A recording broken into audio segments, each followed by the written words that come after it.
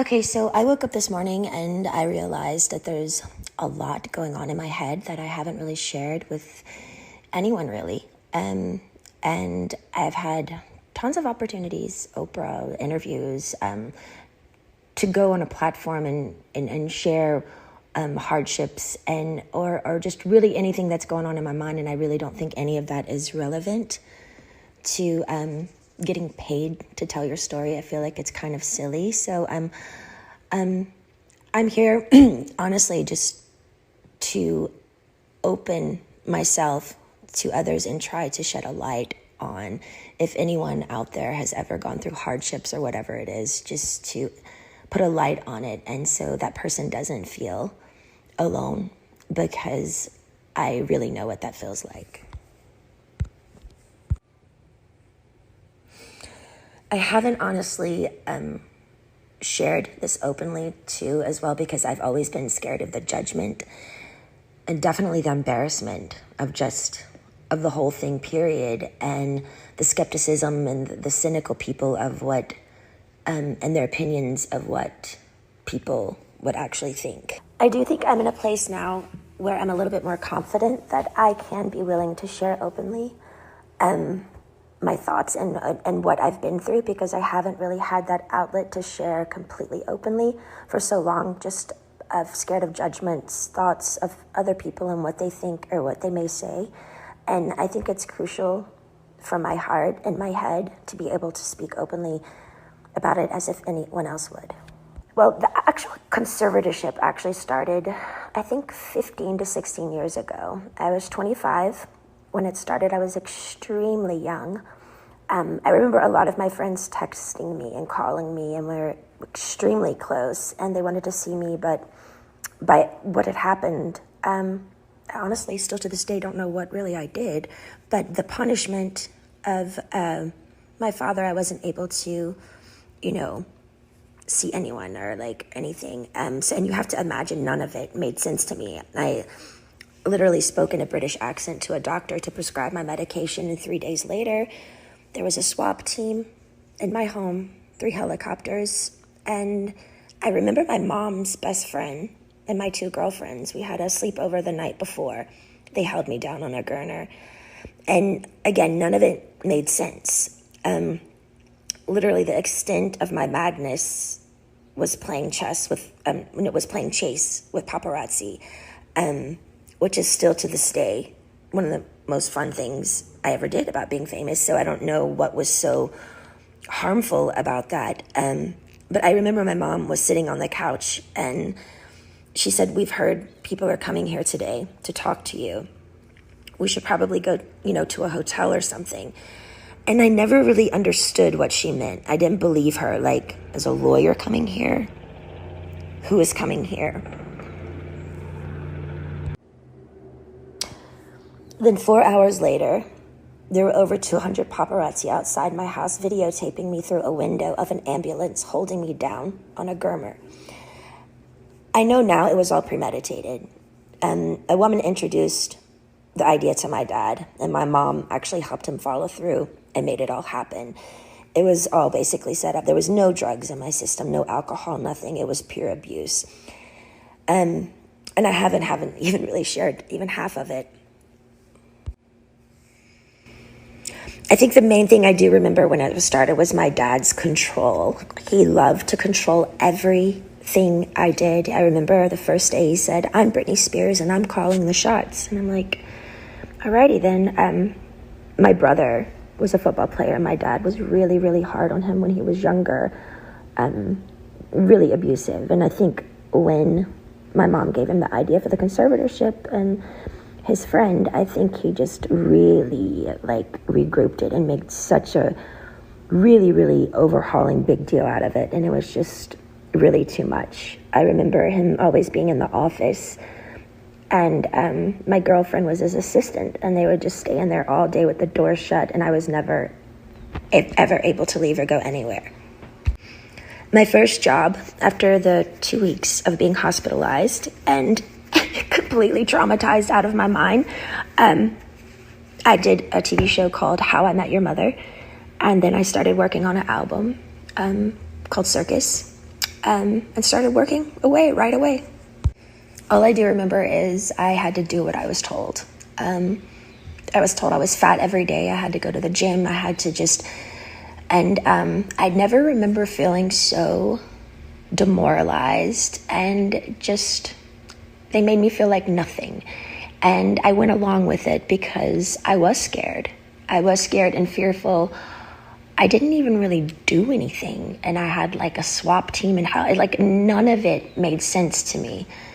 So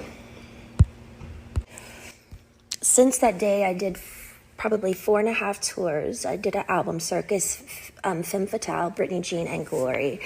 And then I started doing a Vegas show in Las Vegas. And I did that for 4.5 years. I do remember working, and I got to a point where, you know, because my pride in my 30s, I have to live under my father's rules. And, you know, the dancers are playing and drinking and having fun at nights in Vegas, and I couldn't do anything. And I remember just being like, my performances, I know, were horrible. Like, I even wore wigs, and all the dancers were doing all these nice, sexy head flip turns, and I had conditioner treatment in my hair and like these little caps over my head, and just during a whole show getting conditioner treatments just with wigs on, because I was just like a robot. Honestly, I didn't give a fuck anymore, because I couldn't go where I wanted to go. I couldn't have the nannies that I wanted to have. I couldn't have cash. And it was just demoralizing. So I was kind of like in this conspiracy thing of people claiming and like treating me like a superstar, but yet they treated me like nothing. Well, for some reason, I started to get a spark back. I remember recording Glory, and for some reason, I think producing and making music, and I went to this little Spanish house, and I got the fire back in my eyes for some reason, and it was at the end of recording Glory, and my son named it, and things started kind of taking a turn, because I started getting more confidence just for myself. And I think with confidence, people kind of like, oh, wait, what's going on now? Like, she's speaking up a little bit more, but it might not be particularly a good thing if I'd been quiet for 15 years. I think with confidence comes enlightenment, which makes you think better. And that's the last thing they wanted me to do, was to actually be better, because then who would be in control then? But it was really tricky, because I had to just play this role that everything was okay all the time. And I had to go along with it, because I knew they could hurt me. So I'm sitting here, like, my friends all drinking alcohol and having fun in these parties, and had no cash. I literally felt like a nun. My girlfriends from home came to visit me in a spa, and I couldn't even walk into the spa. And they had their feet doing pedicures in the water, and the 3 ices of bottles of champagnes before my show, just sitting there. And I wasn't even acknowledged by them, my own hometown friends, when they would come to Vegas. And it was just, it was demoralizing, I will say. You also have to understand, it's like, 15 years of touring and doing shows, and I'm 30 years old under my dad's rules. And all of this is going on, and my mom's witnessing this, and my brother is witnessing, and my friends are witnessing it, and they all go along with it. And I'm like, how am I the one working here and doing all this, but I don't get the side things that, the good stuff, I want to be able to play. I want to be able to have fun. Like, none of it made sense to me. Well, the last show in Vegas ended 2017. I went on tour, which of tour I was forced to do, but I was supposed to do a new show. So the new show came along. I rehearsed, I think, maybe 4 days ago. I don't really remember, but I went to one of the rehearsals, and I said no to a dance move. I was like, no, can we do that? I don't want to do this. And then I just remember everything got really weird and quiet, and all the directors and producers went in the back room and just spoke.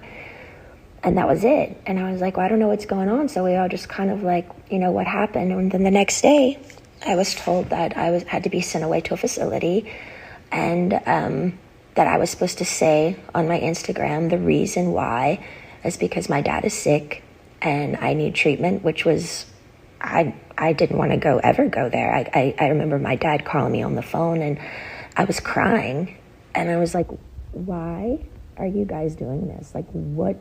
And I just remember him saying, it's not in your hands. You have to listen to the doctors. The doctors are going to tell you what to do. I can't help you now. And I remember his last words were, now, you don't have to go, but if you don't go, we're going to go to court, and there'll be a big trial, and you're going to lose. I have way more people on my side than you. You don't even have a lawyer, so don't even think about it. So I did it. I went to the place. I was scared out of my mind. And none of it, again, made any sense of what they were doing to me. And again, I haven't wanted to share this because it's unbelievably offensive, sad, abusive. And honestly, would anybody believe me? I remember the main thing of when I was in that place, that my heart felt like it was frozen, like it was stuck inside, and I wanted to scream and I wanted to get out. And I think by a needle and thread, it was the breathing peacefully inward that I missed the most. I felt like I was in a state of shock, almost like when an old person feels helpless and they're literally going through some sort of shock treatment and they can't relax their body because they don't have the answers of why they can't have their own keys to their car and put it in the ignition and walk outside, and their own security guards at every door saying they can't go. Sitting down, drawing 6 galls of blood every week. Weak as hell. And then calling, and my family is in Destin at my beach house. It didn't make sense.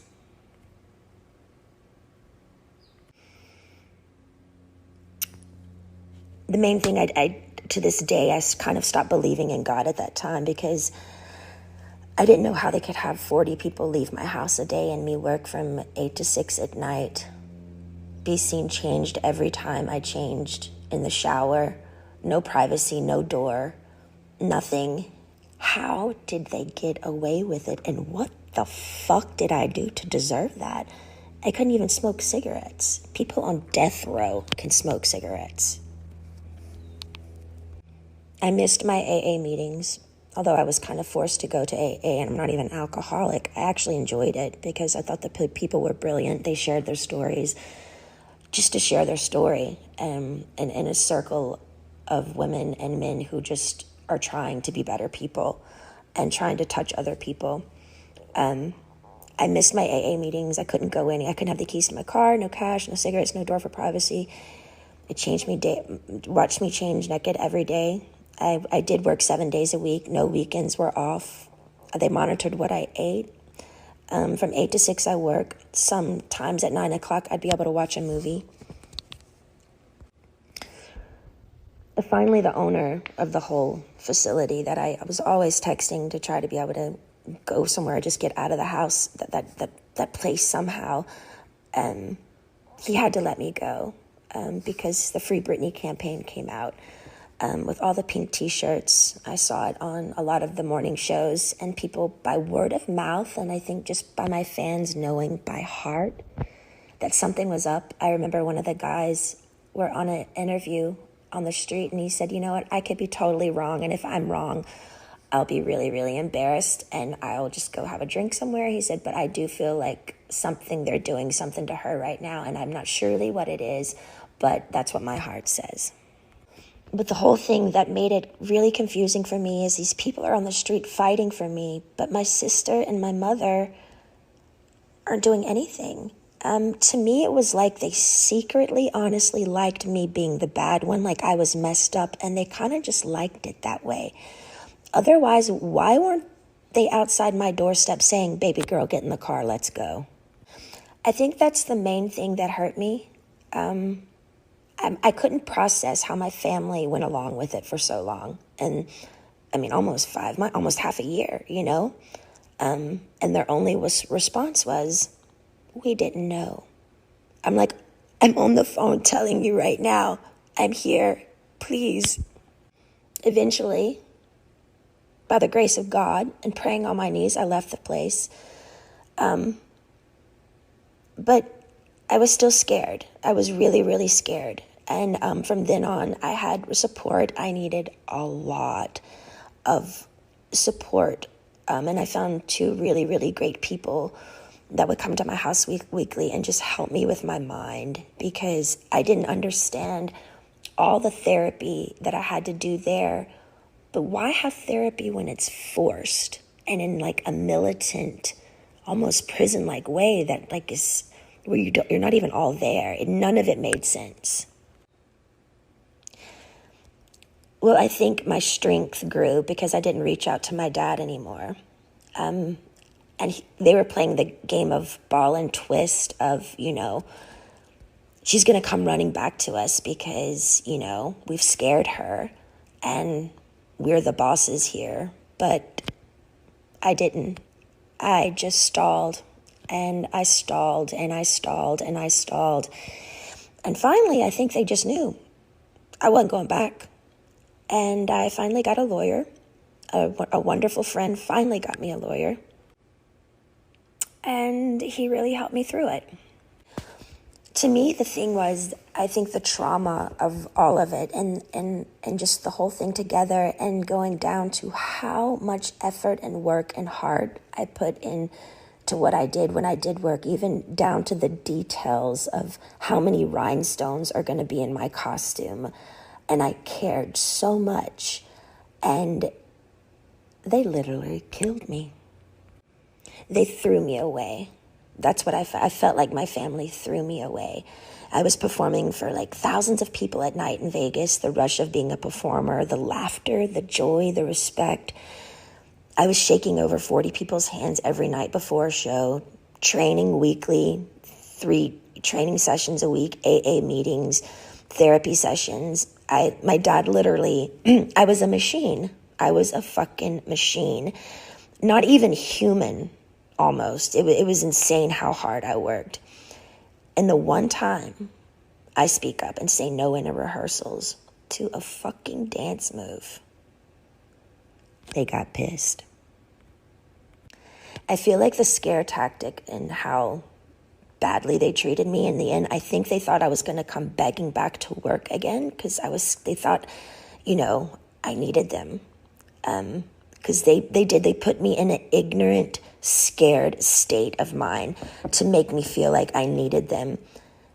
And if you don't do what we say, we're going to show you who's boss. I didn't play their game anymore. I got on my knees every day and I prayed. I held on like a needle and thread to some sort of existence because they had made me feel like nothing for so long. I knew in the deepest part of my core, I knew I'd done nothing wrong and I didn't deserve the way I'd been treated. I do think the hardest thing for me was I wanted to use my feet and leave and run or go somewhere. I had to be placed in a chair from like 8 to 6 every day. I couldn't take it. I talked to rabbis. I've talked to grown men about it, and they're like, we don't see how you did it. Honestly, I don't either. And through that, I remember saying, I don't believe in God anymore. I honestly deserve an award for acting like I was okay every day. I thought they were trying to fucking kill me. I remember one time I was backstage and I needed my inhaler. And I opened up to my assistant because I had my phone with me, which I'm not supposed to have my phone underneath the stage. But I said to her, you know what I'm doing. I was talking to a guy and he wanted to just leave the country with me. We had it all set up to just leave. And it was a secret relationship. And I said, my biggest fear was, what would my dad do if I did do something wrong? What if I left the country? And what if they found me? And what would they do? And I said, I feel like they would lock me up or something or really hurt me. And she looked at me and she said, are you kidding me, Britney? Your dad would never do that to you. And I didn't even do anything wrong, and he still did it. I'm honestly more angry at my mom because I heard when reporters would call her at the time and ask questions of what was going on, she would go innocently hide in the house, and she wouldn't speak up. It was always like, I don't know what to say. I just don't want to say the wrong thing. We're praying for her. I feel like she could have gotten me a lawyer in literally 2 seconds. My friend helped me get one in the end, but every time I made contact with a firm, my phone was tapped, and they would take my phone away from me.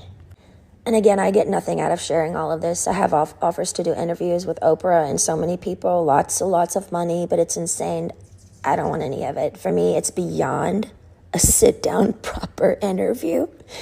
I had no contact in that place for so long, and my heart would just want to stand up in my family's faces and scream and cry and throw a tantrum and go back in time and do exactly what I wanted to do at those times.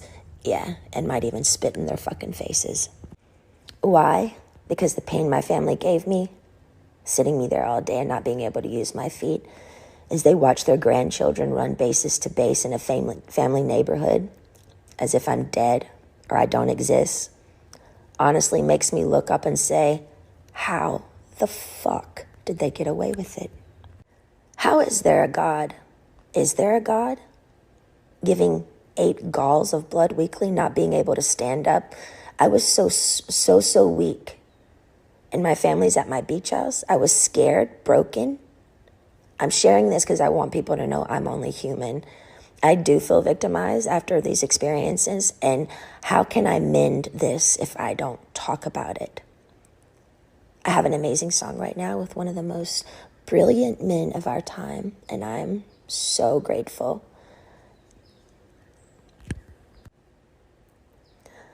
But if you're a weird introvert, oddball like me, who feels alone a lot of the time, and you needed to hear a story like this today so you don't feel alone, know this: my life has been far from easy, and you're not alone.